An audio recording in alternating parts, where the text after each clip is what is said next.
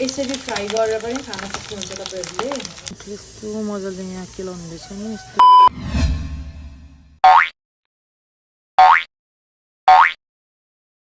High everyone आज चाहिँ म तपाईहरुलाई हामी लिम्बू जातिहरुको एकदमै मेन डिश सेरगेम्बा हैन सेरगेम्बा बनाएर तपाईहरुलाई म देखाउँछु यदि तपाईहरुले घरमा बसेर बनाएर खान चाहनुहुन्छ भने हाम्रो रेसिपी हेरेर तपाईहरुले बनाउन सक्नुहुन्छ फुल भिडियो हेरेर इन्जोय गरिदिनु होला तपाईहरुले घरमा पनि ट्राई गर्न सक्नुहुनेछ हाम्रो रेसिपीले इन्जोय हाम्रो सेरगेम्बा बनाउने मेथड हो तपाईहरुले सुरुमा चाहिँ याङबेन झ्याउलाई के गर्नुपर्छ आन्टी भन्नु अघि बिजी भयो नि त याङबेन झ्याउ चाहिँ मजाले तातो पानीमा भिजाएर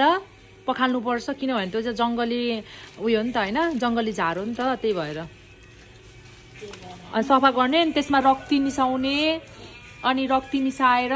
याङबेनमा रक्ती मिसाउने अनि चामल मिसाउने अनि नुन मिसाउने हो हैन आन्टी नुन मिसाउने मासुहरु अलिअलि बोसो मिसाउने अनि मुटु कलेजहरु पनि अलिअलि मिसाउने अनि यसरी रेसिपी बन्छ यो चाहिँ भित्रको किमा हो के अब यो अघिको यो के भन्छ त्यो अघिको रेसिपीमा चाहिँ अदुवा लसुनको पेस्ट पनि हाल्नु पर्ने रहेछ है अब यो चाहिँ ठुलो आन्द्रा सानो आन्द्रामा चाहिँ हुँदैन दुधे आन्द्रामा चाहिँ यो ठुलो आन्द्रामा मात्रै तपाईले अघि बनाउनु भएको त्यो रेसिपी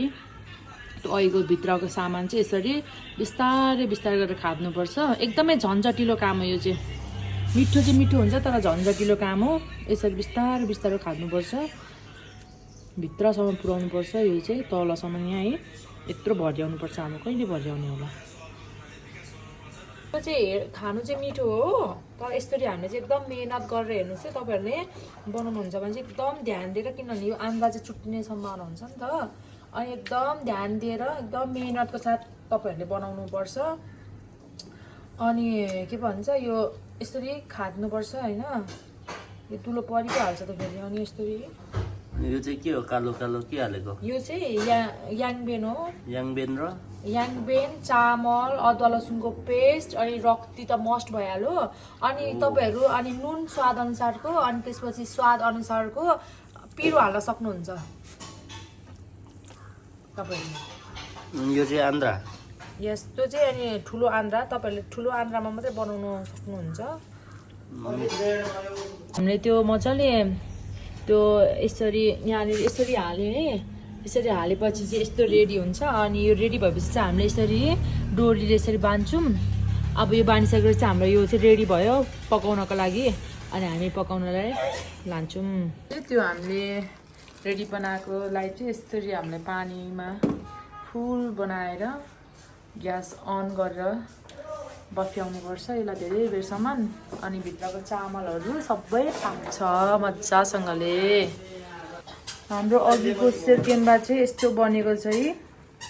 हाम्रो यो चाहिँ लिम्बू डिसको ससेज अनि यहाँ चाहिँ हामीले यसरी अब पिस पिस काट्ने अनि यतिकै खादा पनि हुन्छ फ्राई गरेर पनि खादा हुन्छ फ्राई गरेर चाहिँ अझ दामी हुन्छ हेर्नु है यो चाहिँ लिम्बू जातिको ससेज हो यसरी फ्राई गरेर पनि खान सक्नुहुन्छ तपाईहरुले आफ्नो स्वाद अनुसार यतिकै पनि खान सक्नुहुन्छ Thank you so much everyone for watching my full video.